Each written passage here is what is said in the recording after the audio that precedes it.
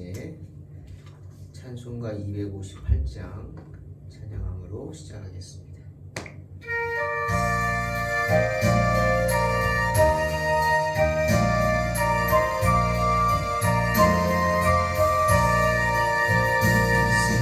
샘물과 같은 보혈은 주님의 피로다. 보혈의 죄를 씻으면 정하게 되겠네.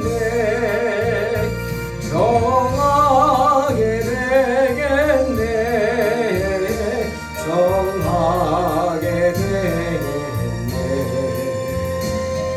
이 세의 죄를 씻으면 정하게 되겠네. 적어도 저 베개 하고서 보혈에 씻었네.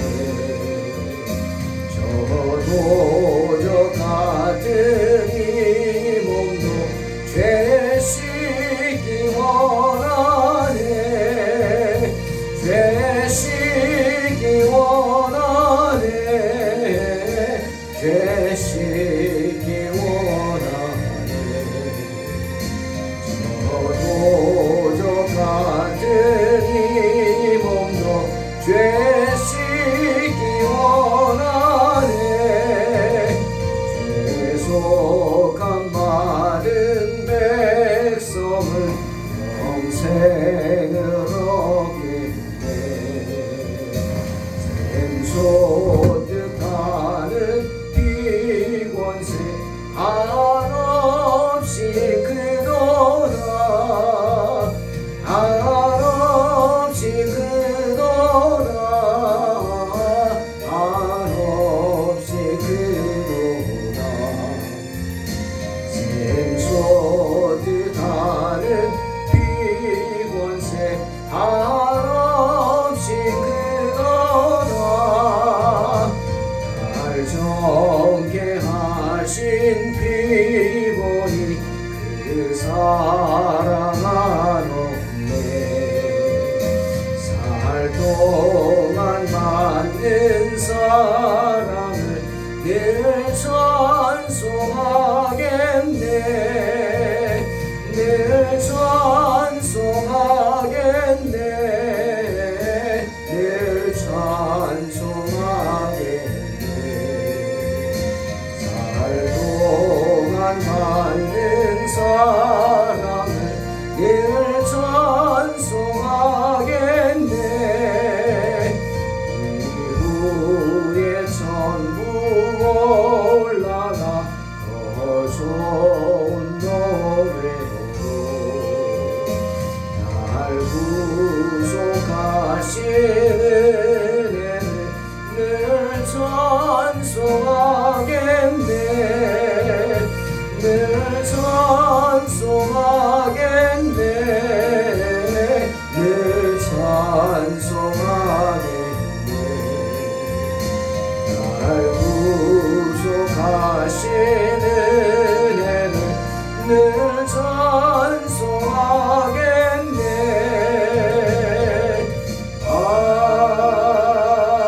아멘.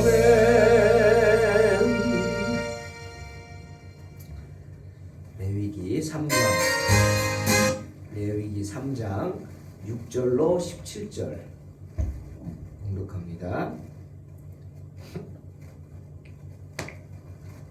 만일 여호와께 예물로 드리는 화목제의 제물이 양이면 수컷이나 암컷이나 흠없는 것으로 드릴지며 만일 그의 예물로 드리는 것이 어린 양이면 그것을 여호와 앞으로 끌어다가 그 예물의 머리에 안수하고 회막 앞에서 잡을 것이요 아론의 자손은 그 피를 제단 사방에 뿌릴 것이며 그는 그 화목제의 제물 중에서 여호와께 화제를 드릴지니 그 기름 곧 미골에서 밴 기름진 꼬리와 내장에 덮인 기름과 내장에 붙은 모든 기름과 두 콩팥과 그 위에 기름 곧 허리 쪽에 있는 것과 간에 덮인 꺼풀을 콩팥과 함께 떼어낼 것이요 제사장은 그것을 제단 위에서 불사를 찌니 이는 화제로 여호와께 드리는 음식이니라. 만일 그의 예물이 염소면 그것을 여호와 앞으로 끌어다가 그것의 머리에 안수하고 회막 앞에서 잡을 것이요 아론의 자손은 그 피를 제단 사방에 뿌릴 것이며 그는 그 중에서 예물을 가져다가 여호와께 화제를 드릴지니 곧 내장에 덮인 기름과 내장에 붙은 모든 기름과 두 콩팥과 그 위에 기름 곧 허리 쪽에 있는 것과 간에 덮인 꺼풀을 콩팥과 함께 떼어낼 것이요 제사장은 그것을 제단 위에서 불사를 지니 이는 화제로 드리는 음식이요 향기로운 냄새라. 모든 기름은 여호와의 것이니라. 너희는 기름과 피를 먹지 말라. 이는 너희의 모든 처소에서 너희 대대로 지킬 영원한 규례니라. 아멘. 오늘은 양과 염소의 화목제법에 대해서 말씀하고 계십니다. 양이나 염소로 화목제를 드릴 때에 관한 지침, 오늘 본문에 자세히 나와 있죠. 화목제 드려지는 양이나 염소에 관한 율법은 숫송아지에 관한 율법과 거의 비슷했습니다. 여러분, 화목제가 무엇입니까? 화목제는 이 번제와는 달리 같은 제사법 중에 하나인데, 번제는 바쳐진 제물을 모두 태워버리죠. 하지만 화목제는 그렇게 다 태워버리지 않습니다. 희생 제물, 그 짐승의 내장은 모두 태우죠. 내장은 먹을 수가 없잖아요. 태우고 먹기 좋은 부분, 나머지 먹기 좋은 부분은 그대로 남겨서 사람들이 함께 나누어 먹습니다. 화목하게. 그래서 화목제죠. 또한 희생 짐승은 암수의 구분이 없이 모두 사용되었습니다.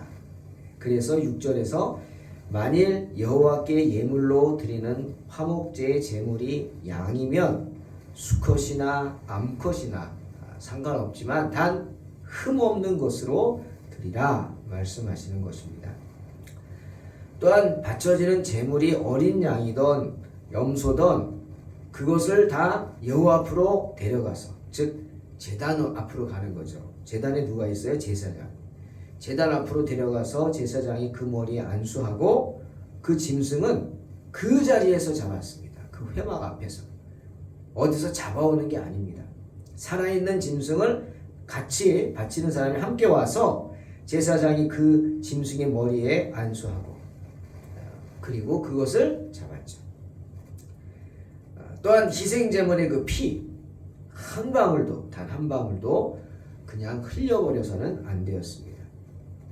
아론의 자손인 그 아론 자손 그 제사장이 그 희생제물이 흘리는 피를 다 받아야 했어요. 그러니 여러분 생각해 보세요. 좀 끔찍하지만 힘들었겠죠. 짐승인들이 뭐 자기 죽는데 곱게 죽습니까? 고통받지 않게 한 번에 죽이는 게 그게 정말 하나님 앞에서의 바른 방법이었죠. 제물이 고통받지 않게. 하지만 몸부림치겠죠. 목을 찔른 후에도 그 아픈 고통으로 제물들이 몸부림치죠. 그럼 제사장들이 옆에서 그 제물들을 꼭 껴안습니다. 참 힘들었겠죠. 그 죽어가는 마지막 순간을 제사장들이 함께 느끼는 거예요. 얼마나 힘들었을까요? 그리고 그 피가 하나도 땅에 허투루 떨어지지 않도록 다 받았습니다. 그릇에다 다 받았습니다. 그리고 그 피를 가져다가 제단 사방에다가 뿌렸습니다. 또 제물은 다 태워버리는 게 아니라 제물의 고기 중 일부를 구별해서 화제로 드릴 부분, 그 내장에 붙은 기름을 정성껏 떼어냈습니다. 그 살과 내장에 그 기름이 하나도 붙어 있으면 안 돼요. 내장을 태우는 거지만 그 작업을 했어요. 정성이죠. 힘들죠. 그런 후에 제사장이 제단 위에서 내장 따로 기름 따로 불살라서 여호와께 향기로운 냄새가 되도록 했습니다. 화목제물은 희생짐승의 내장만 다 불에 태우고 먹기 좋은 부분은 그대로 남겨서 봉사한 사람들이 함께 나누어 먹었습니다. 하지만 기름은 안 돼요. 또 피도 안 됩니다. 기름과 피는 먹어서는 안 되었습니다. 이렇게 소나 양이나 염소를 화목제물로 드림으로 짐승들을 희생시킨 이유가 뭘까? 이름 그 자체 화목. 드리는 자나 받는 자가 화목한 겁니다. 즉 제물을 바치는 인간과 제물을 받으시는 하나님이 화목하게 하기 위해서 화목제를 드렸습니다. 그래서 이름이 화목제물이라 하였죠. 너희의 모든 처소에서 너희 대대로 지킬 영원한 규례라는 말씀처럼 구약시대 내내 이 전통은 대대로 지켜져야 할 이스라엘의 규례였습니다. 하지만 이 규례는 이제 예수님이 오신 신약시대에는 더 이상 지켜질 필요가 없었죠. 이유가 뭡니까? 골로새서 1장에 나옵니다. 19절에서 22절 아버지께서는 모든 충만으로 예수 안에 거하게 하시고 그의 십자가의 피로 화평을 이루사 만물 곧 땅에 있는 것들이나 하늘에 있는 것들이 그로 말미암아 자기와 화목하게 되기를 기뻐하심이라. 전에 악한 행실로 멀리 떠나 마음으로 원수가 되었던 너희를 이제는 그의 육체의 죽음으로 말미암아 화목하게 하사 너희를 거룩하고 흠없고 책망할 것이 없는 자로 그 앞에 세우고자 하셨다 말씀하셨기 때문입니다. 하나님 아버지께서는 당신의 독생자 예수 그리스도를 우리와 화목하기 위한 화목제물로 선택하셨습니다. 그리고 히브리서 10장 10절 말씀처럼 이 뜻을 따라 예수 그리스도의 몸을 단번에 들이심으로 말미암아 우리가 거룩함을 얻었노라 말씀하십니다. 그 말씀처럼 화목 제물이신 그리스도께서 자신을 단번에 들이심으로 하나님과 인간 사이에 완전한 화목을 이루셨습니다. 자, 제물의 피를 단 사면에 뿌리라 그랬어요. 그 이유가 뭘까요? 여러분, 밥을 같이 먹는다, 겸상을 한다, 이거는 보통 사이가 아니죠. 뭐 그냥 어떤 모임에서 같은 공동체가 할 수 없이 같이 밥을 먹긴 합니다. 그럴 때는 그냥 뭐 먹는 거죠. 먹는 거예요. 뭐 대화나 하겠습니까? 잘 모르는데. 하지만 어느 정도 같은 모임에 같은 그룹 멤버라면 서로 알기 때문에 같이 교제를 나누면서 즐겁게 친교를 할 수 있어요. 먹음으로. 그죠? 그게 친교죠. 어떻게? 서로 교제하니까. 근데 만약 상대방이 나랑 원수라면, 사이가 좋지 않다면 같이 밥 먹겠습니까? 먹다 체하죠. 아니죠. 싫죠. 그래서 같은 모임이라도 서로 사이가 안 좋은 사람들은 같이 밥상에 앉지 않습니다. 어떻게 앉더라도 피합니다. 내가 일어서죠. 네가 안 일어서면 내가 일어서는 거예요. 왜? 같이 먹기 싫다는 거예요. 특히 우리나라처럼 요즘은 좀 덜하지만 예전에는 찌개도 같이 떠먹고 숟가락으로 이 밥상 공동체 서로 관계가 안 좋으면 할 수가 없어요. 마찬가지입니다. 죄인인 인간이 거룩하신 하나님과 같이 친교를 한다, 밥상을 나눈다, 제사를 드린다. 이거는 뭡니까? 정말 화목해야 합니다. 그러기 위해서는 먼저 인간의 그 죄의 문제가 해결돼야 하죠. 그 죄의 문제를 해결하기 위해서 어떻게? 짐승이 대신 희생된 겁니다. 그렇게 단 사면에 뿌려진 희생짐승의 그 피는 그러한 인간의 죄의 값이 지불되었다는 것을 의미하는 겁니다. 계산하는 거예요. 쉽게 말하면 피를 뿌려요. 좌우에 막 단 사면에 피를 뿌리면서 계산하는 거예요. 돈 주듯이 막. 밥 먹고 나면 계산해야 되잖아요. 그겁니다. 모든 제사에 희생제물이 바쳐지고 남은 피는 뿌려졌어요. 인간의 죄값이 지불되었습니다. 그것을 의미하는 거죠. 이 땅에 오신 예수님께서 어떻게 하셨어요? 십자가 위에서 당신의 피를 쏟으셨죠. 마지막 피까지 그 장, 내장 안에 고여있던 그 피까지 로마 군인이 창으로 찌름으로 어떻게 했어요? 땅에 다 쏟아졌죠. 마치 희생제물 피를 모아뒀다가 제단에 뿌린 것처럼 그렇게 예수님의 피가 마지막 순간에까지 내장에 고여있던 피도 이 땅에 뿌려졌어요. 해결됐다는 것. 이제 인간의 죄의 문제가 해결됐다는 그런 상징이죠. 당신이 그렇게 죄값을 치르셨기에 이제는 하나님과 인간의 그 관계가 회복되었음을 알리는 것입니다.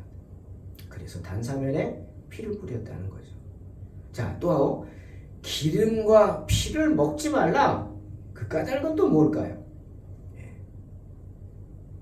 신학자들은 말하죠. 그 기름은 여호와의 것이다. 기름은 여호와의 것이다. 기름이 뭡니까? 지방이죠. 즉, 이 몸의 모든 생명의 근원입니다. 피도 마찬가지고. 몸이 움직일 수 있고 살 수 있는 건 그 지방 덩어리가 분해되면서 에너지가 나오는 거 아니에요. 그러니 그 기름은 누구 것? 여호와의 것입니다. 그리고 피는 뭐예요? 생명의 근원이죠? 여호와의 것입니다. 그러니 단 위에서 살라져야 됐어요. 아무도 먹으면 안 돼. 주님만이 하나님만이 받으셔야 돼. 온전히. 때문에 예나 지금도 좀 꺼려지죠. 지금도 뭐든지 피채 먹는 것은 죄라고 인식이 되었습니다. 그 까닭입니다. 또 한 가지 더, 이 화목제물로 소나 양이나 염소가 제물로 바쳐졌어요. 다른 거는 번제는 산비둘기, 집비둘기, 새끼들도 허용이 됐죠.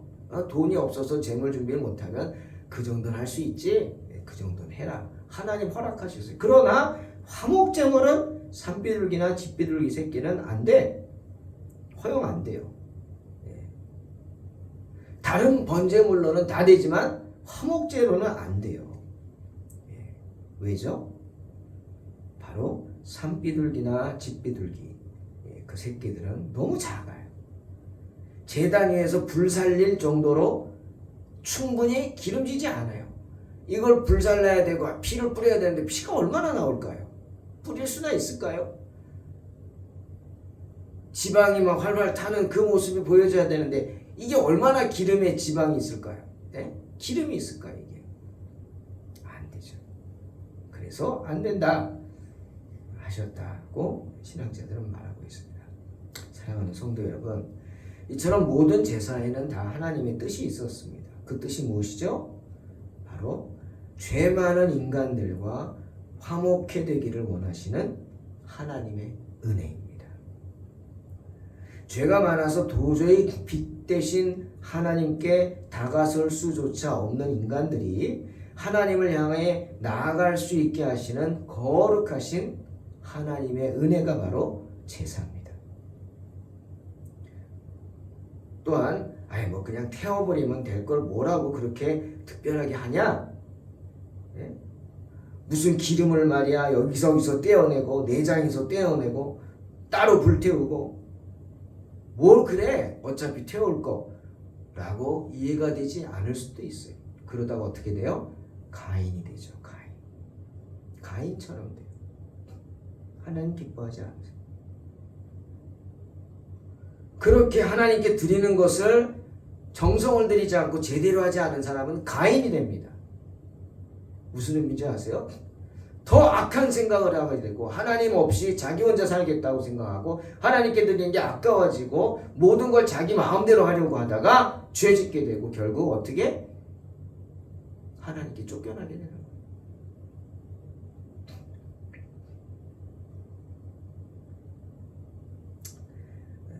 그렇게 이 제사의 방법들 이렇게 하라 이렇게 하라는 것 그런 거 이상하게 생각하지 마세요. 다 이유가 있겠거니 맞습니다.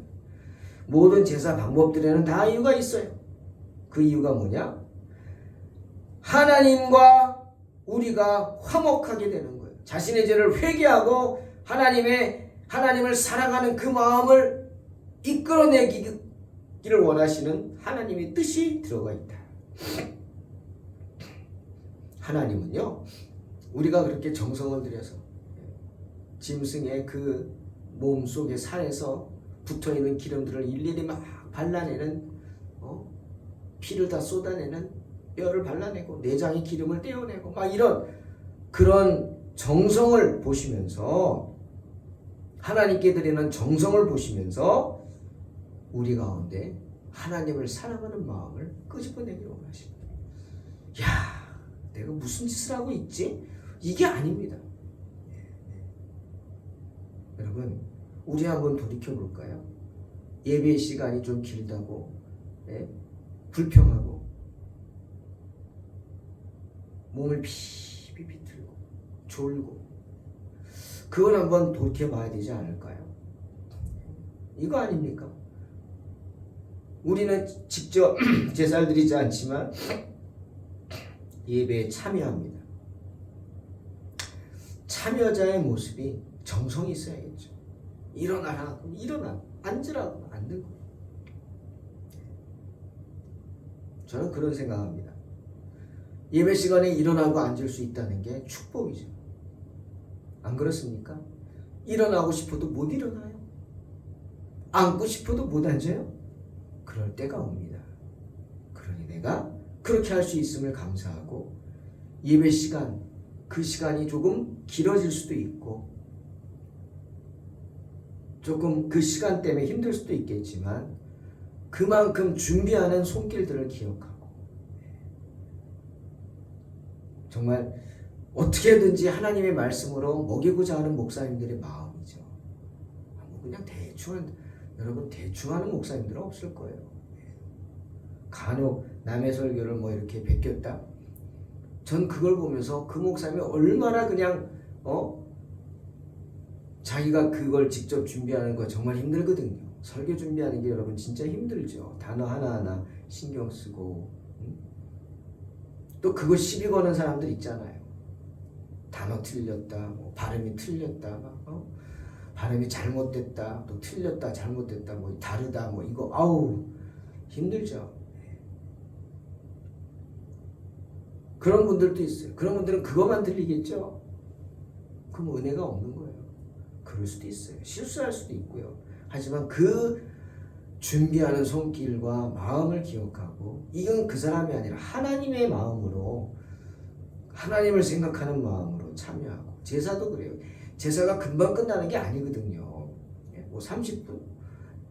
1시간에 딱 끝내. 여러분 제사 1시간에 다 끝내? 그러면 제물들이 그렇게 따라주나요? 네? 자기 죽는데 1시간에 다 죽여. 뭐 이게 됩니까? 죽이고 생명을 끊고 너 내가 칼로 찍으면 3초 안에 죽어. 버려. 이게 됩니까? 아니잖아요. 때문에 그런 모든 순서 가운데서 하나님을 생각하는 마음으로 정성을 들이고 최선을 다하는 모습, 하나님은 제사를 통해서 드리는 사람들의 그 마음을 보기를 원했던 거예요. 그러면서 야 내가 뭐하고 있지? 이게 아니라 저 재물이 저 고통스럽게 죽어가고 그 모든 그 피냄새와 그 핏빛과 그걸 보면서 그 마음의 그 뭐라 그럴까요? 참 불편한 마음도 있고 힘들죠. 나 때문이구나 하는 마음으로 하나님 앞에 자기 죄를 회개하고 하나님을 사랑하기를 원했던 겁니다. 사랑하는 성도 여러분, 오늘 말씀 준비하면서 저는 이사야 55장 말씀이 생각났어요. 우리는 항상 이 말씀을 기억하면서 살아가야 합니다. 그게 뭐냐면 하나님이 당신에 대해서 하신 말씀이에요. 이는 내 생각이 너희 생각과 다르며 내 길은 너희 길과 다름이니라. 여호와의 말씀이니라. 이는 하늘이 땅보다 높음 같이 내 길은 너희 길보다 높으며 내 생각은 너희 생각보다 높음이니라. 기억하십시오. 레위기를 묵상하는 내내 우리는 뭘 기억해야 합니까? 정성을 기억해야 합니다.